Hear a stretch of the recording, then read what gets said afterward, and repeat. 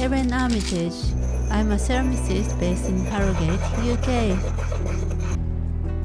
In this video, I'm introducing a new series called Glaze Lab, where I'll be focusing on glazes. Up until now, I've received many questions about glaze. In my own practice, I've made countless test pieces, repeating trials and failures, and gradually arriving at the colors and surfaces I use today. In my case especially, I often layer multiple glazes, and the firing can be quite delicate. The result can change depending on where the piece sits in the kiln, and sometimes it only comes out well when it's placed on the middle shelf. Because of this, when I'm asked what glaze I use, I've often felt that it's not something I can answer in just one sentence. In this series, rather than introducing my recipes one by one, I'd like to share the process of mixing and testing glazes.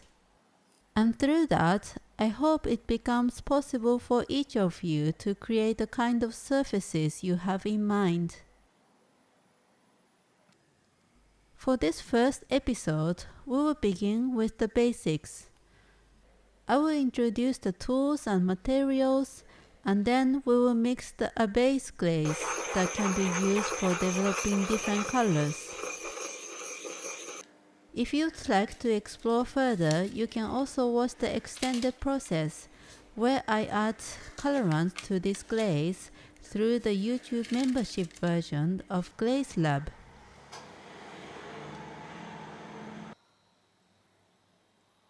Going forward, I plan to share 1 or 2 videos each month, documenting glaze testing and development.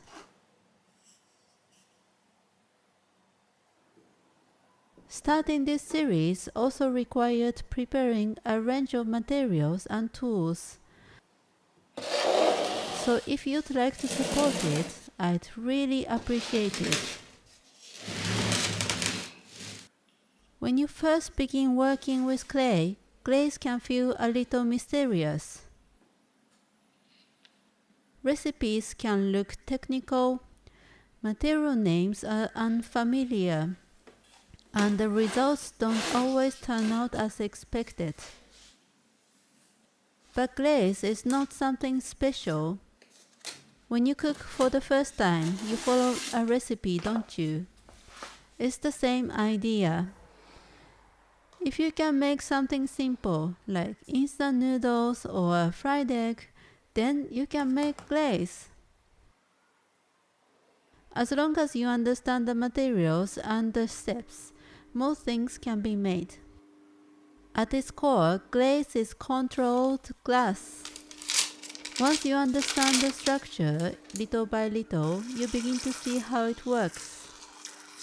And eventually, you can start shaping the surface with your own intention. When we look at a finished piece, we tend to focus first on the surface. The color, the softness, the way light moves across it. But glaze is not paint. It is glass, melted and fixed onto clay. Inside the kiln, materials melt together at high temperature and form a layer of glass. Whether glossy or matte, textured, iron-rich, or transparent, all glazes are made from the same 3 elements: silica, alumina, and flux. Silica becomes glass.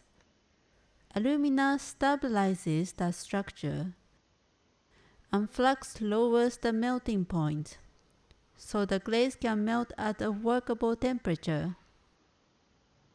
All glazes exist within this balance. This is silica.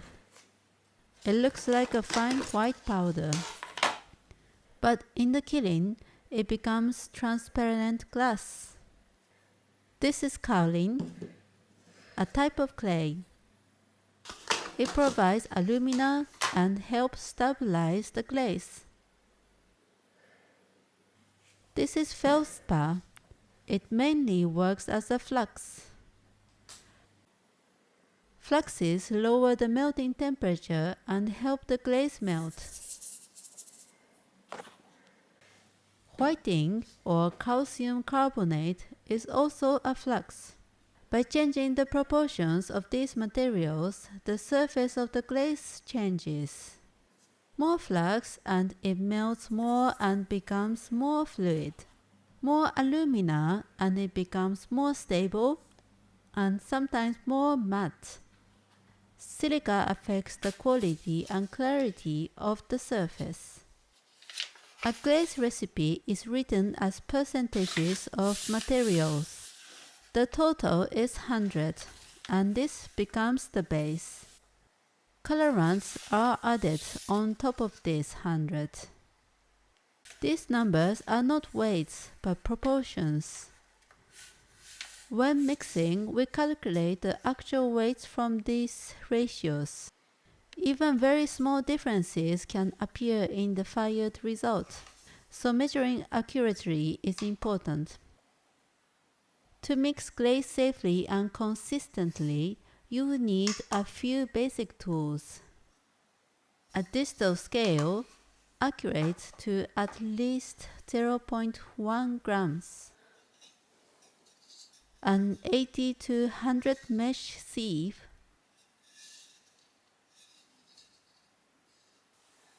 A mortar and pestle.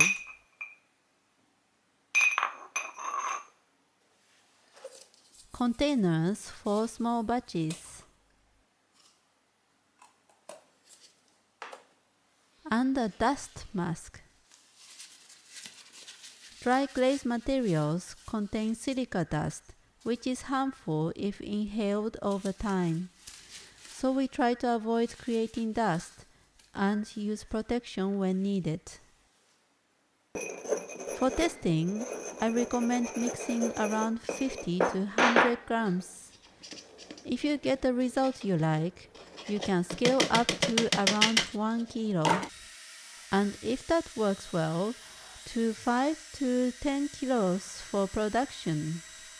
For larger batches, using buckets and a mixer become more efficient. Now let's mix a base glaze.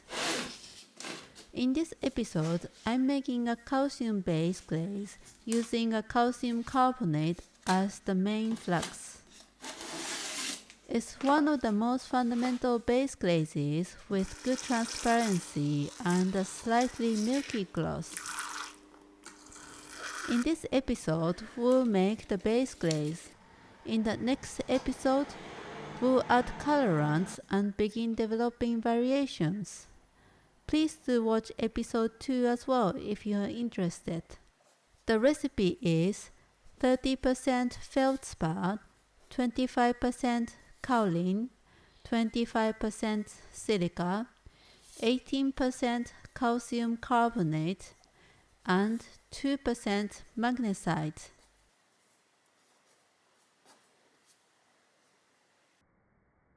Magnesite is not essential, but it often helps reduce crazing and creates more stable surface.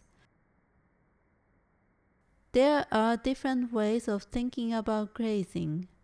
In Japan, it is often appreciated as part of the surface called kannyu.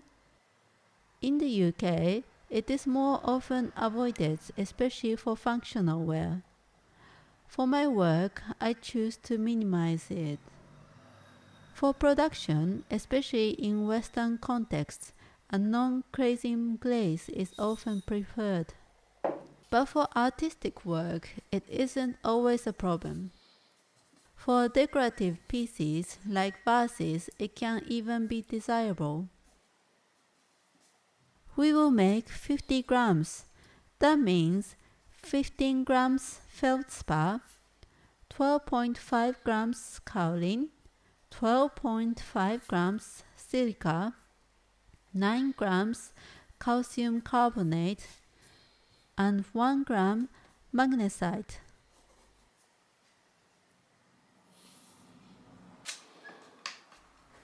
First, measure each material carefully.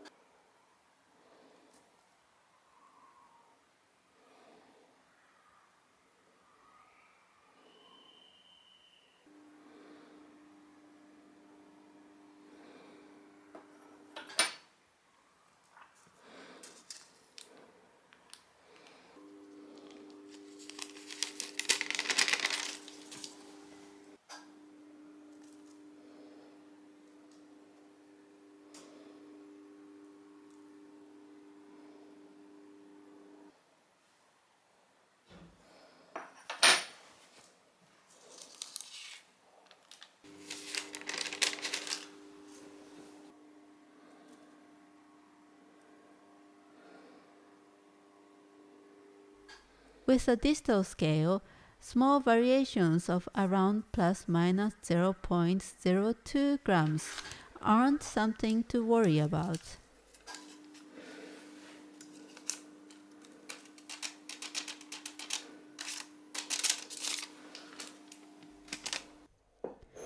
Then mix thoroughly using a mortar and pestle.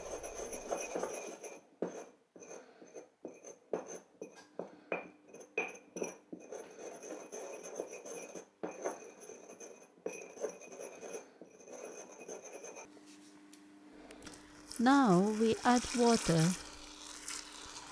As a guideline, about 60 to 80 milliliters per 100 grams of powder. In the end, you are aiming for a consistency similar to single cream.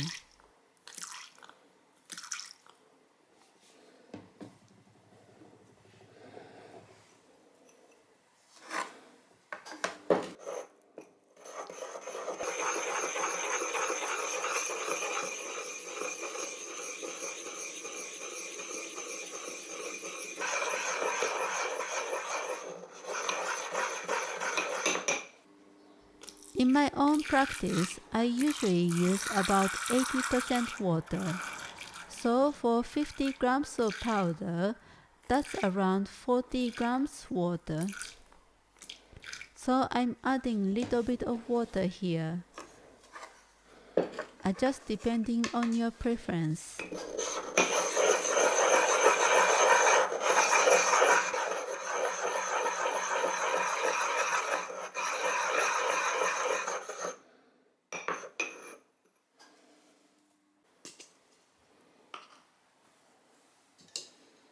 Then sieve the mixture to make the particles even.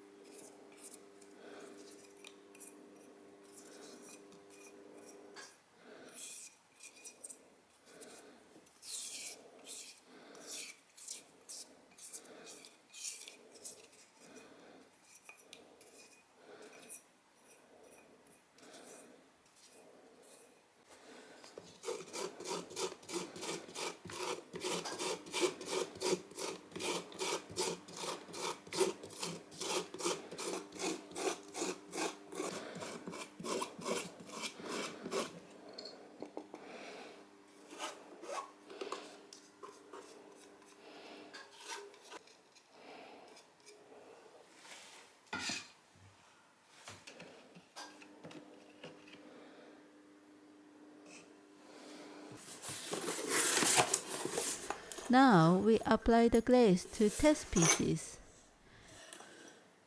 These are bisque-fired samples made from the clay I usually use. This time I'm comparing white clay, two types of speckled clay, and a toasted clay. Feel free to try small amounts of different clay bodies that you'd like to test. I will go over how to make test pieces in another video.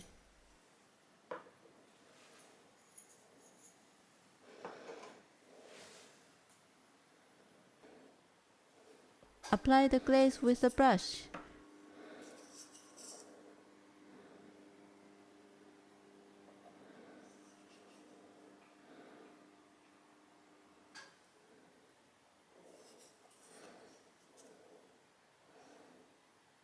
To observe differences in thickness, apply a second coat on one side.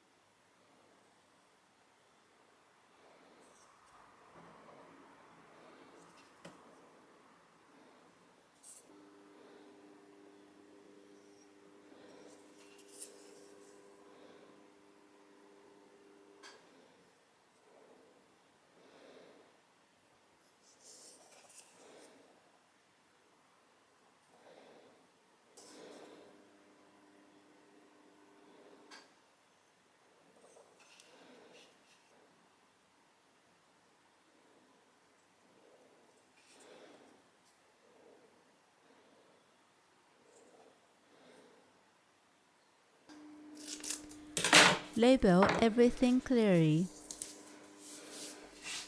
Keeping things organized is also part of understanding glaze.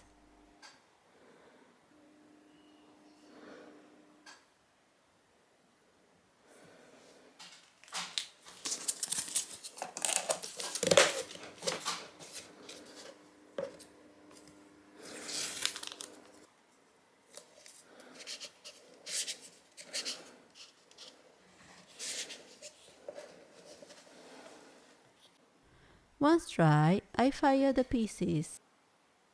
This firing is done at 1230 degrees Celsius in oxidation in an electric kiln. Oxidation firing is a method where the kiln is fired with sufficient oxygen. Even within the kiln, there can be slight temperature differences, so the position can affect the result.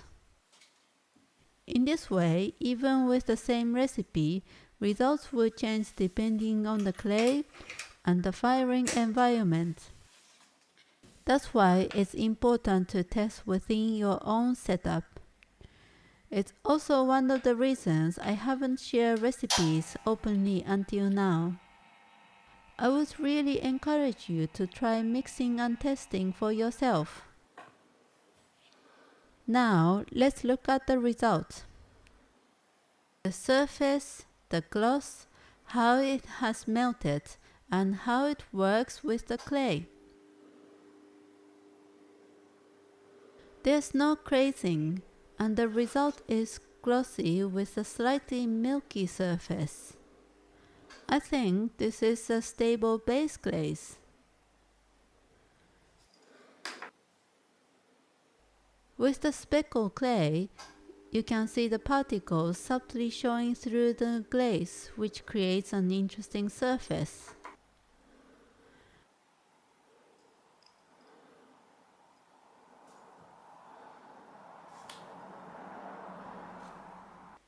Working with glaze is something you learn gradually through understanding and repetition. Rather than simply following recipes, you begin to create surfaces yourself. In the next Glaze Lab episode, we'll take this glaze further and begin creating color variations. This part will be available through membership, so if you're interested, you are very welcome to join. I will continue sharing 1 or 2 videos each month. Support through membership helps fund materials and tools for this series.